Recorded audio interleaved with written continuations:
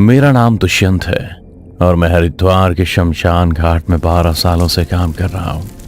यहाँ लावारिस लाशों का अंतिम संस्कार करना, उनकी चिताओं को आग लगाना, फिर शमशान घाट की सफाई करना मेरा काम होता था। लेकिन मेरे साथ एक ऐसी घटना घटी जिसने मेरी जिंदगी को हमेशा हमेशा के लिए बदल कर रख दिया। मैं आज भी उस दिन को याद कर सहम जाता हूँ। अक्सर हम लोग लाशों को आग लगाने के बाद उनकी अस्थियों को इकट्ठा कर बाकी बची राख को गंगा में बहा दिया करते थे। मेरे पास अक्सर हवलदार और पुलिस इंस्पेक्टर का आना जाना लगा रहता था, क्योंकि मैं लावारिस लाशों का अंतिम संस्कार सबसे कम खर्चे में किया करता था और मुझे ज़्यादा मेहनत भी नहीं करनी पड़ती थी। पर फिर एक शाम शमशान घाट में एक इंस्पेक्टर मेरे पास एक अनजान लड़की की लाश को लेकर आया। बोला, दुष्यंत, ऊपर से ऑर्डर है, जल्दी से निपटा डाल इसे, बहुत बड़ा सिर दर्द है ये। और सुन, अस्थियां वस्तियां वाला तामझाम नहीं चाहिए, बस लाश को फूंक और सारा कुछ गंगा में बहा दे, गंगा माँ सब माफ कर देगी। ये कहते हुए इंस्पेक्टर ने कफन में लिपटी हुई लाश को गाड़ी से उतारकर मेरे सामने रख दिया, जिसे देख मैंने इंस्पेक्टर से फिर कहा, पर साहब, शाम के 6 बज गए, अर्थी सजाते सजाते ही रात हो जाएगी। रात को अंतिम संस्कार भी नहीं कर सकते हैं, वेदों में इसकी सख्त मनाही है, पाप लगता है साहब। मेरी इस बात पर इंस्पेक्टर कुछ सोचते हुए बोला, अच्छा ऐसा है क्या? तो ये ले, रख ले। गंगा और गांधी, इन दोनों से या तो पाप धुल जाते हैं या फिर हमेशा हमेशा के लिए दफन हो जाते हैं। अब फालतू की बहानेबाजी बंद कर, मुझे ऊपर भी जवाब देना होता है। इंस्पेक्टर ने अपनी पैंट की जेब से अनगिनत नोट निकाल मेरी शर्ट की जेब में ठूंस दिए और खुद कोने में जाकर बीड़ी पीने लगा। शायद सच ही कहा था उसने। गंगा और गांधी से अपने पापों को छिपाया और मिटाया जा सकता था। तभी तो मैं बिना कोई सवाल किए उस लड़की को जलाने के लिए अस्थियां सजाने लग गया। मैं कफन में दबी लाश को देख ही रहा था कि इतने में इंस्पेक्टर ने मुझे फिर से कहा, यार दुष्यंत, वैसे ज्यादा लकड़ियां लगने नहीं वाली हैं, जवान थी ये, देख तो कितनी दुबली पतली सी है, इसीलिए बोल रहा हूं जल्दी से फूंक डाल इसे। कुछ देर बाद मैंने इंस्पेक्टर से फिर कहा, इंस्पेक्टर साहब, सब सेट कर दिया है मैंने, आओ जरा लाश को हाथ लगाओ, चिता पर लिटाते हैं इसको। मैं अंतिम संस्कार के सारे इंतजाम कर चुका था। अब बस लाश को चिता पर लिटाकर उसे अग्नि देनी थी। इसलिए ही मैंने इंस्पेक्टर को अपने पास बुलाया था। इंस्पेक्टर भी मेरे बुलाने पर मेरी मदद करने आ गया। हम दोनों ने लड़की की लाश को उठाकर उसको चिता पर लिटा दिया। उसका जिस्म तप रहा था। हाँ, लड़की का जिस्म तप रहा था। साहब, कितना टाइम हुआ है इसे मरे हुए? इस पर इंस्पेक्टर ने कहा, तुझे क्या करना, ज्यादा पुलिस वाला मत बन, ज्यादा बोलेगा ना तो इसके खून में तुझको ही अंदर कर दूंगा, समझा? मैं भी इंस्पेक्टर की बात सुन चुप हो गया। मैं हाथ में मशाल लेकर लाश को जलाने आगे बढ़ा ही था कि अचानक ही लाश के मुंह पर से कपड़ा उड़ गया और मेरी नजर उस लाश के चेहरे को ताकने लगी, जिसे देख मेरी रूह कांप गई। मैंने देखा कि वो लाश अपनी पलकें झपका रही थी। ऐसा लग रहा था कि शायद वो लाश रो रही थी, क्योंकि उनकी आंखों से निकले आंसू थम नहीं रहे थे। उस लाश को देख मैं भी एक पल को जिंदा लाश बन गया था और यही सोच रहा था कि ऐसा कैसे हो सकता है, क्योंकि आज तक मैंने कभी किसी लाश को रोते हुए नहीं देखा था। मैंने इंस्पेक्टर से चीखते हुए कहा, इंस्पेक्टर साहब, ये मरी नहीं है, ये तो जिंदा है, ये क्या अनर्थ करवा रहे हैं आप मुझसे? मैं इंस्पेक्टर से कहता हुआ पीछे हट गया और मेरे हाथ से मशाल भी नीचे गिर गई। इस वक्त पूरे शमशान घाट में सिर्फ हम लोग ही थे, इसीलिए मेरी चीख सुनकर भी कोई हमारे आसपास भी नहीं भटका। धीरे धीरे मुझे समझ आने लगा था कि ज्यादा पैसों के लालच में आकर मैं पाप करने जा रहा था। इस पर इंस्पेक्टर बोला, दुष्यंत, तू पागल तो नहीं हो गया है? कैसी बातें कर रहा है? वो एक लाश है और लाश सांस नहीं लिया करती। तेरा ये रोज का काम है, फिर भी तू ड्रामे कर रहा है। माना कि रात हो गई है, पर डर क्यों रहा है? मैं हूं तो तेरे साथ। अब जल्दी से चिता को अग्नि दे, समझा? इंस्पेक्टर की बातें सुन मेरी सांसें तो शांत हो गईं, पर मेरा मन नहीं। फिर मैंने अपना मन मारकर चिता को अग्नि देने के लिए आगे बढ़ा ही था,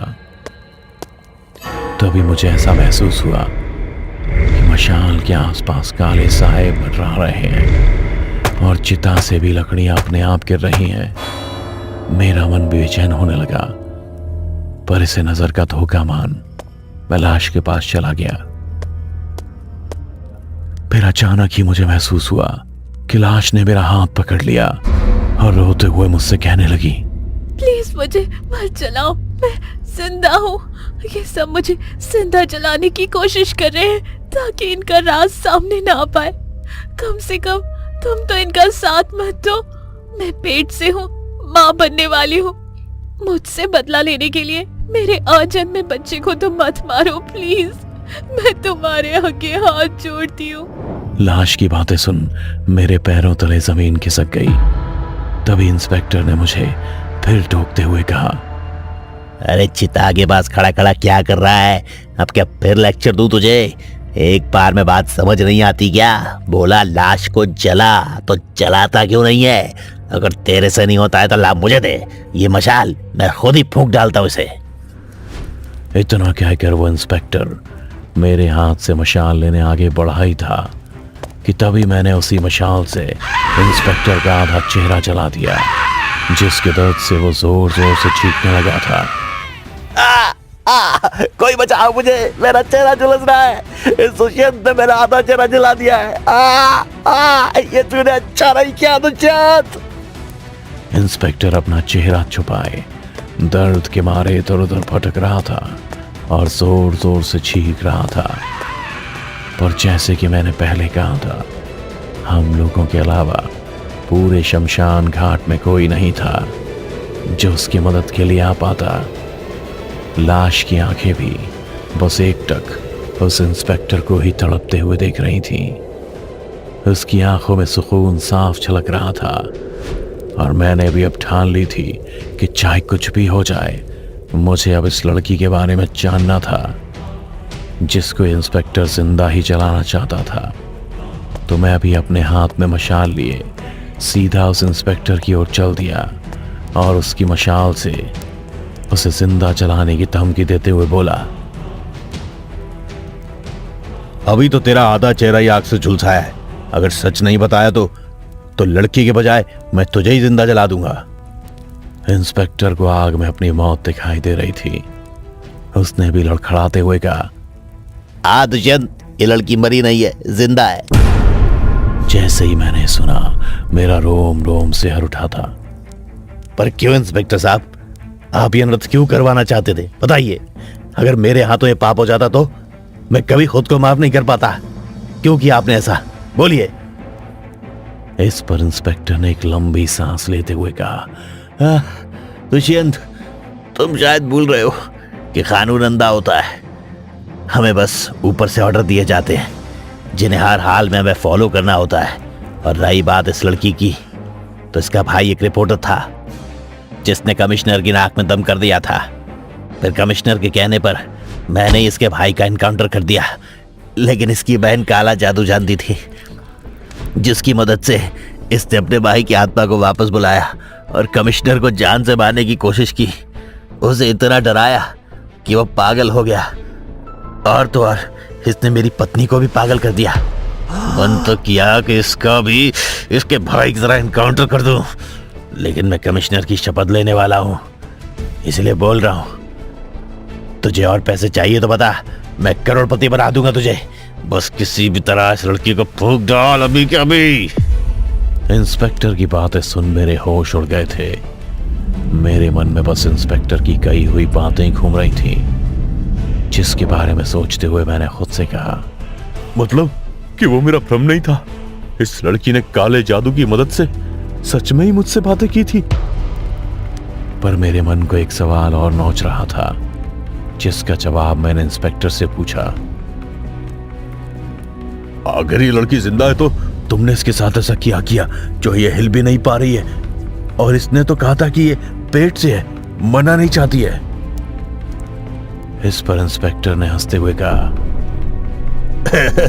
अच्छा, तो काले जादू की मदद से ये देर से भी बातें करने लगी। अरे जब मैंने इसे घर से उठाया तो बहुत छटपटा रही थी, तो इसे शांत करने के लिए मैंने इसमें इतने इंजेक्शन ठोके कि ये पैरालाइज हो गई। और रही बात बच्चे की, तो गरीब की झोली में कौन सा दाना किसका है क्या मालूम। इंस्पेक्टर की सारी बात सुनने के बाद मैं खुद से बस यही कह रहा था, लोग तो पहले ही कब के मर चुके होते हैं अंदर से। ये शमशान तक आना, चिताओं का अंतिम संस्कार होना, ये सब तो सिर्फ एक रस्म है, खुद को झूठी उम्मीद और तसल्ली देने की, मोक्ष पाने की। मैं खुद से कह ही रहा था कि मेरा ध्यान भटकते ही इंस्पेक्टर ने अपनी रिवॉल्वर मुझ पर तानते हुए कहा, दुष्यंत, तेरा एनकाउंटर तो मैं अपने हाथों से ही करूंगा। मेरा चेहरा बर्बाद कर दिया तूने, होने वाले कमिश्नर का चेहरा। मत तुझे तो मैं जिंदा नहीं छोड़ूंगा। इतना कहकर इंस्पेक्टर मुझ पर गोली चलाने वाला था कि तभी तेज हवाएं चलने लगीं और चिता पर लेटी हुई लड़की का कफन उड़कर मेरी रक्षा के लिए मेरे सामने आ गया। इंस्पेक्टर ने गोली चलाई भी, पर एक भी गोली कफन को चीर नहीं पाई। मैं सही सलामत ही कफन के दूसरी तरफ खड़ा रहा, मानो जैसे वो कफन कोई कपड़ा नहीं बल्कि कोई लोहे की दीवार हो। इंस्पेक्टर ने अपनी रिवॉल्वर 6 की 6 गोलियां मुझ पर चला दी थी, पर एक भी मेरा बाल भी बांका नहीं कर पाई। और अगले ही पल वो कफन इंस्पेक्टर के जिस्म से लिपटकर उसका दम घोटने लगी। इंस्पेक्टर का जिस्म उस कफन में कटने लगा था। वो दर्द के मारे चीख रहा था, तड़प रहा था, अपनी जान की भीख मांग रहा था। इंस्पेक्टर के जिस्म से लिपटा कफन उसके ही खून में भीग पूरी तरह से लाल हो चुका था। न जाने मेरे मन को भी क्या सूझी, मैंने भी नीचे गिरी मशाल को उठाकर उस कफन में आग लगा दी। उसमें कैद वो इंस्पेक्टर जिंदा ही जलने लगा था। कुछ देर तो उसकी चीखों की गर्माहट हवा में रही, लेकिन फिर धीरे धीरे सब कुछ रात के सन्नाटे की तरह शांत हो गया। इंस्पेक्टर के चलने के बाद मैंने उसकी अस्थियां गंगा में बहा दी और उस लड़की को लेकर घर चला आया।